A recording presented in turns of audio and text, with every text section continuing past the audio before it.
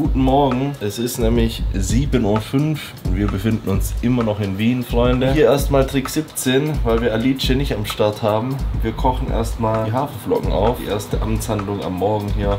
Und jetzt geht's gleich ins Gym zum Cardio, Stretching und zur Ab-Routine.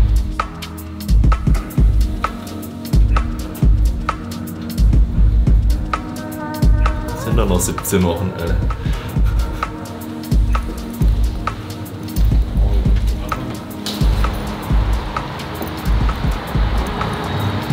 Junge, weg bis gerade Erinnerungen in mir. Arnold Classics Prep habe ich in dem Ding hier, in dem Schuhkarton, wie ich es immer zu sagen pflege, ganze 4 Wochen gelebt und mich hier vorbereitet. Und das war immer der tägliche Weg jeden Morgen zum Cardio. Hat schon irgendwie was, ja.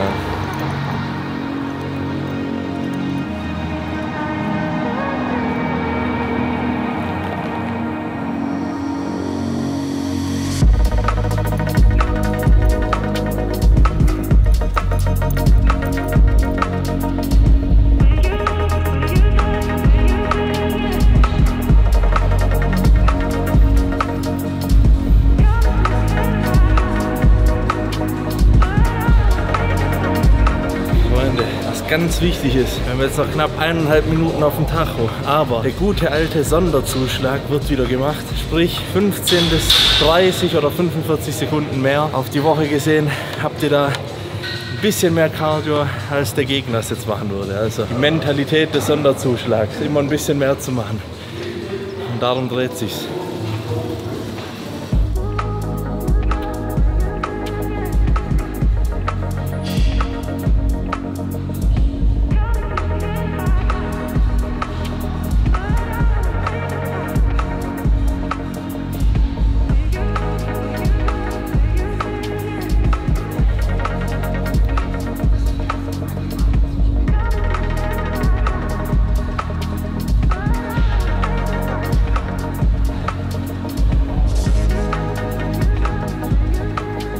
So, Stretching wäre geschafft, kurz und knackig. Lieber jeden Tag ein bisschen, als immer übertrieben lang oder so. Dehnen lebt von Beständigkeit, weil da müsst ihr echt täglich dranbleiben. Sonst merkt ihr es ja selber einmal die Woche und dann denkt ihr wieder, oh scheiße, ich bin ja ultra steif geworden. Jetzt machen wir noch ein bisschen Bauch. Normal mache ich gar keinen Bauch, außer Vakuum ab und zu. Aber jetzt sind wir hier im Gym schon und da gibt es einen richtig geilen Ab-Coaster, nennt er sich. Ich brauche einfach bessere Bauchkontrolle, eine bessere Stabilität für die Übungen.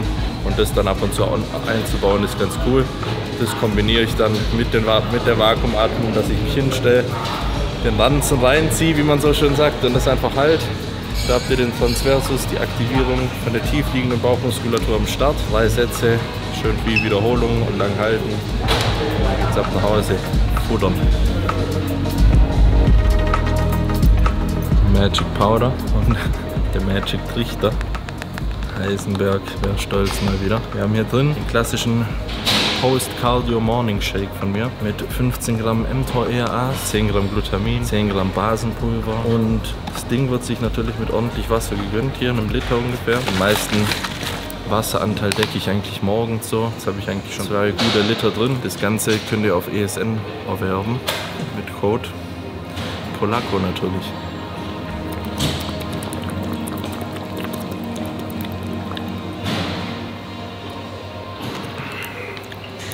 Kreatin ist auch noch drin. Jetzt konnte ich das nur vergessen. Die aufmerksamen Zuschauer würden mich wahrscheinlich jetzt steinigen. Was? Du hast dein Kreatin vergessen?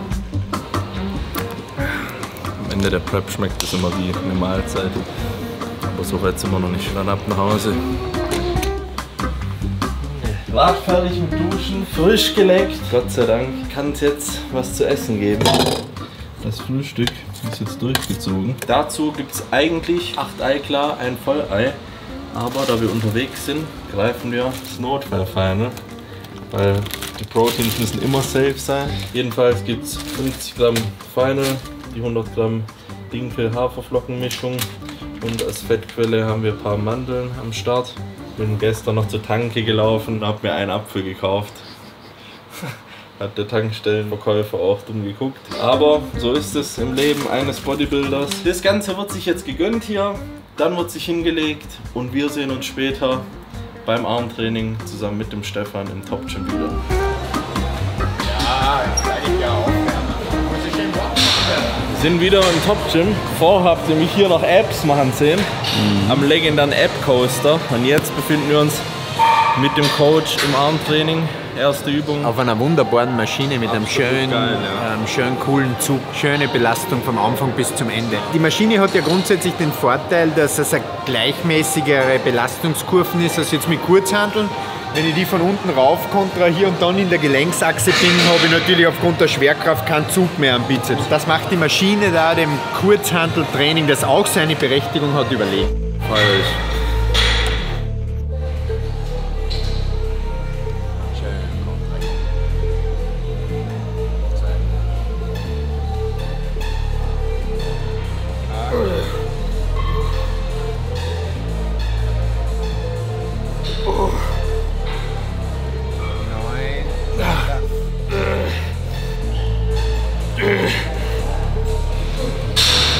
Weiter geht's noch.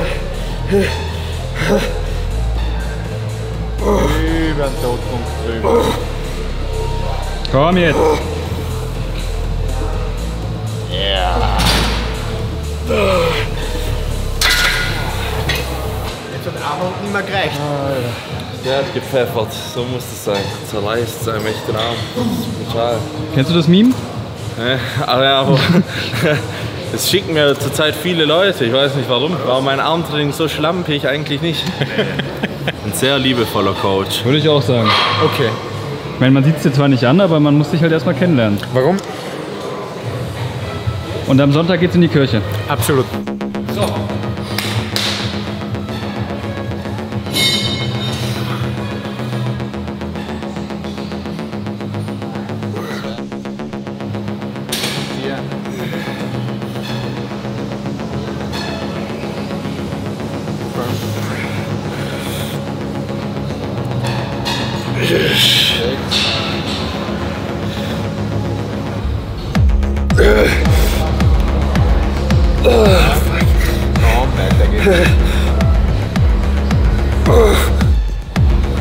Und eine geht langsam. Ja. Zug aufbauen, Zug aufbauen. Ja, Zug. Sehr schön. Ganz lustige Anekdote. Jedes Mal, wenn wir die machen, sagt Stefan nach dem zweiten Satz, komm, machen wir nochmal eine. Die pfeift so schön.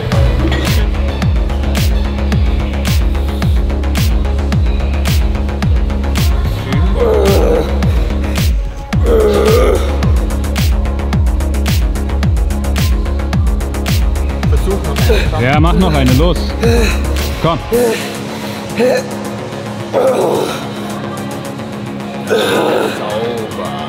Jawohl. Yes.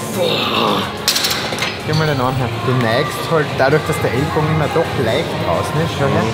Siehst du, wie dominant Der Brachialis ist Brachialis wirkt. Gell? extrem, ja. Also der ist, du hast zwar super Leistungsfähigkeit, aber wir merken halt, dass der Brachialis die komplette Last, also einmal Curls oder so, macht gar keinen Sinn.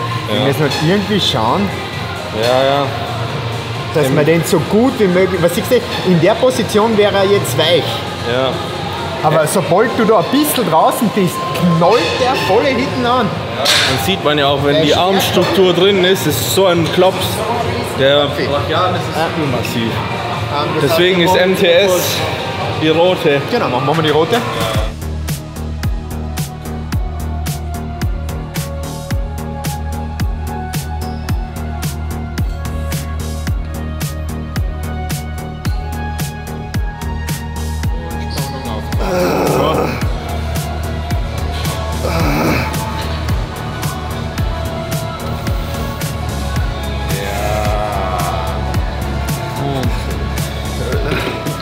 Beim letzten überhaupt was gemacht. Das ist jetzt echt nicht schwer Gar nichts mehr drin. im Druck. Ja. So Also, vom. also wenn wir es in Zahlen nennen, habe ich 80% habe ich abgenommen. Ja. Ja. Was lernt man raus? Einer ist immer noch irgendwie drin.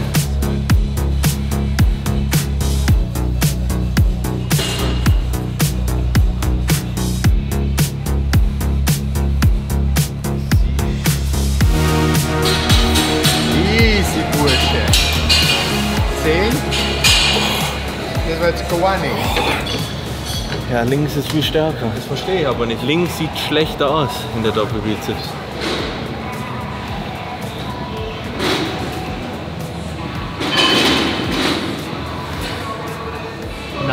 Also die sind gleich groß, aber nicht gleich fein, oder wie soll ich das sagen? Diese Kontraktion sieht man mehr im rechten, wahrscheinlich weil man immer rechts post, oder?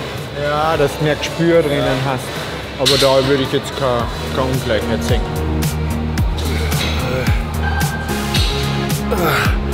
Zieh durch.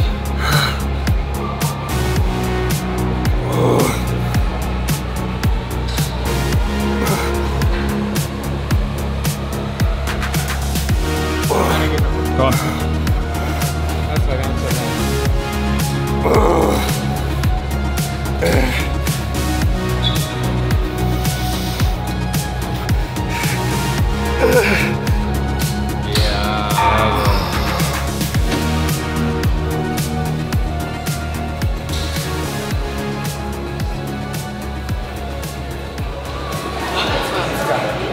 Ja. Ja? Also. Hast du einmal 21er gemacht? Ja. Wirklich? Ja, mit der Langhantel. Übungen bleiben komplett beim Körper angetackt. Fans und sowas. Was 21? 21er. Ja, die Und legendären Arnolds 7 Wiederholungen im unteren Radius, 7 Wiederholungen im oberen Radius, 7 im vollen. Der müsste Olympiarzt Ja, gemacht. schon, ja. Mit Arnolds Waffen quasi. Ja, die 10er habe ich jetzt genommen. Ach so, ja. Mann, groß, ey. Du hast vorher noch gesagt, ich überlege, was für Übungen machen und welches Gewicht. Also wenn du mit 10 machst, dann mache ich mit 70. Ja, 30er. Was haben wir jetzt? Er sagt 40.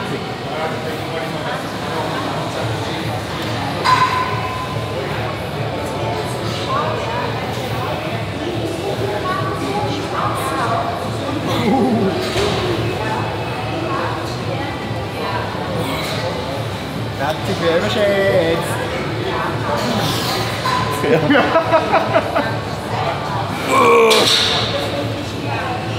Und die 21er werden abgebrochen. Ne, wir machen 21er Drops. Also. Nimm die 25er, ja. Ich habe gesagt 30, er hat gesagt 35 und dann sind wir bei 40 gelandet. 2, 3,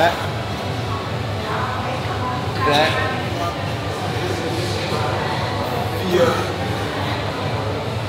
5,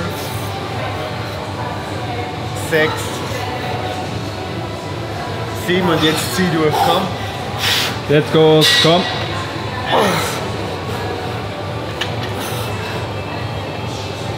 Lass mich vorne rein, komm.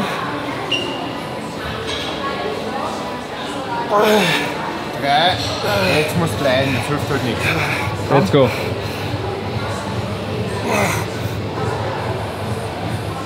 4, jetzt musst du leiden, komm.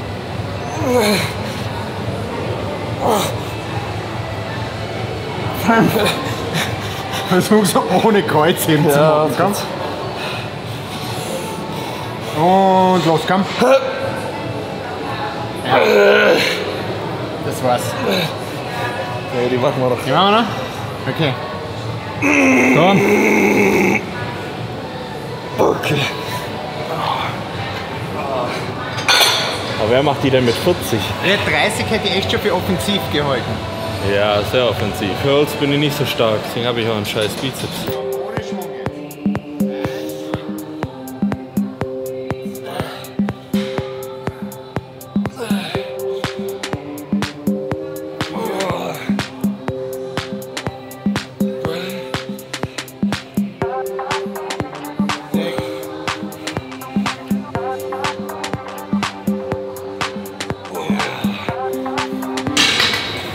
In your face. Komm, mach noch mal einen. Ne? Vogel Wir das dann 63 Reps. Vogel ist tot. Aber was ist, wenn Sibam jetzt noch einen macht? Sieber macht jetzt So keinen. macht den nicht mehr. Das glaube ich Und was, auch. wenn Ruff noch einen macht? Macht auch keinen mehr. Nur Ramon curlt die 30er. Der ist so stark im Bizeps. Das ist brutal. sofort. Das ist brutal. Mit den Unterarmen, das ist schon krass. Den am Sicht, nein, das kann man wieder nicht sagen. Nein, Kann geht alles nicht. Stefan, ich bin nur dein Freund. Nein. Überkopf-Trizeps.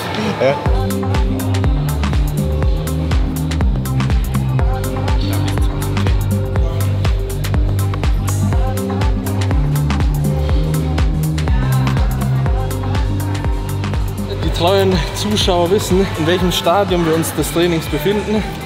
Bizeps ist durch und der erste Satz Trizeps auch. Fangt nach der Rille an. Und ihr könnt immer euch anhand der Flasche orientieren, wo wir uns im Training befinden. Denn optimalerweise ist der Infra vor der letzten Übung eigentlich leer, oder? Ja. Das fragen mich auch ab und zu ein paar Leute. Und ich sag dann auch so nach der ersten Übung und vor der letzten. Ja, passt gut.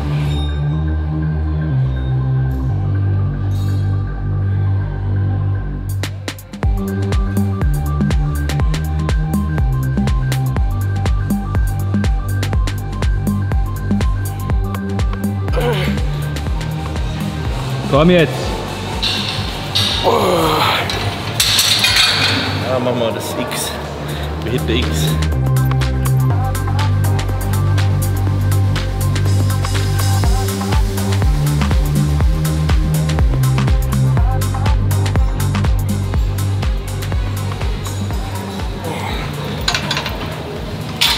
Ja, die ist schon gut. Eine meiner Lieblings-Trizep-Übungen.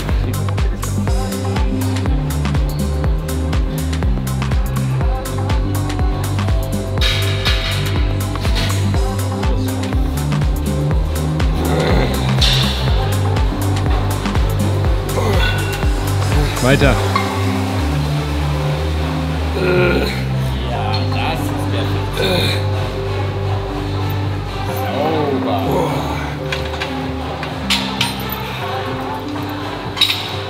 Sagt Stefan und ich müssen auf einen Rave gehen. Macht man das so? Ja. Nee, Kannst du machen, wie du willst. Das ist den Menschen und... aber so nicht, wie du da. Das darfst du nicht. Nee, das da darfst darfst du nicht. alles. Da darfst du alles.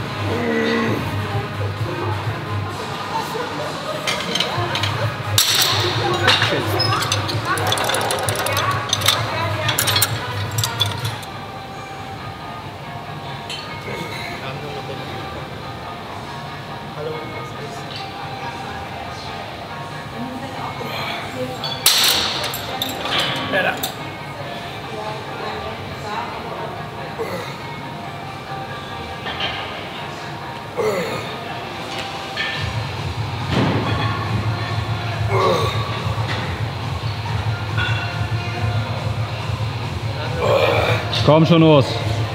Weiter.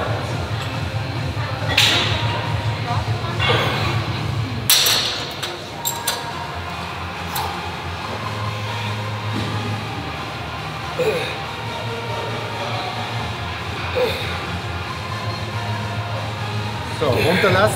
Jetzt stell dich zentral darüber, Obergriff und runterdrücken. Komm.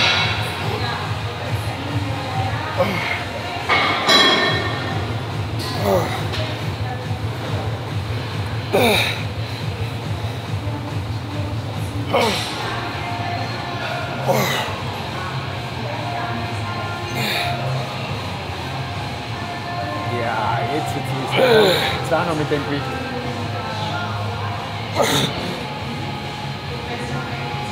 Runter, komm. Wie viele Wiederholungen? Mach jetzt. Ja. Komm.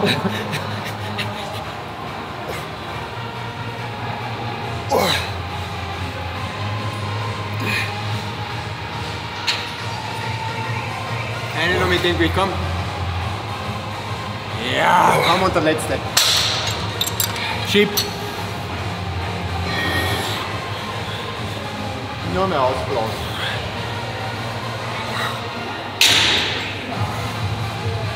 Das Armtraining ist durch, lief sehr gut. Ich habe wieder viel mitgenommen. Wie zum Beispiel den letzten Satz. Nee, Spaß beiseite, wirklich top. Wir haben konzentriert und gut gearbeitet. Mit Stefan zu trainieren ist immer noch mal so eine Kontrolle. Jetzt beim Rücken zum Beispiel lief es nicht ganz so gut und ich konnte mehr Geschimpfe mitnehmen als jetzt bei den Armen, was mir jetzt sagt, okay, bei den Armen bin ich 100% auf dem richtigen Weg.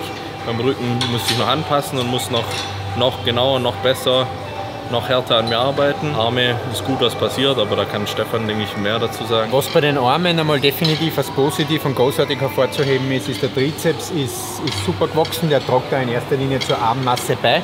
Also es ist echt ein schönes Hufeisen, er hat das genetische Glück, dass er einen schön ausgeformten Trizeps hat. Man sieht da im Trizeps-Training, da habe ich nichts zu sagen gehabt, das war wirklich gut. Beim Bizeps gibt es oder bei der Vorderseite des Arms gibt es eine kleine Rüge. Man merkt, dass der Brachialis hier da immer dominanter wird.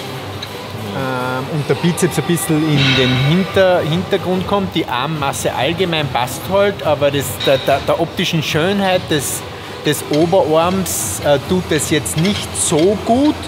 Das heißt, Urs muss akribisch darauf achten, dass er den Brachialis aus der Bewegung rausnimmt, indem er halt wirklich den Arm schön ausrotiert und in der Supinationsbewegung in den Bizeps da reinkommt. Deswegen heute auch keine Hammer-Curls. Mache ich jetzt auch nur noch einmal die Woche. Alles, was wir gemacht haben, haben wir geschaut, dass wir schön Ellbogen am Körper haben. Die 21er war eine leichte Überschätzung. Der letzte Satz war dann wieder gut. Aber summa summarum alles auf der richtigen Richtung mit einer kleinen Adaption. Ist da sicher noch Luft nach oben und der Arm wird noch besser werden, als er jetzt schon geworden ist über das Jahr.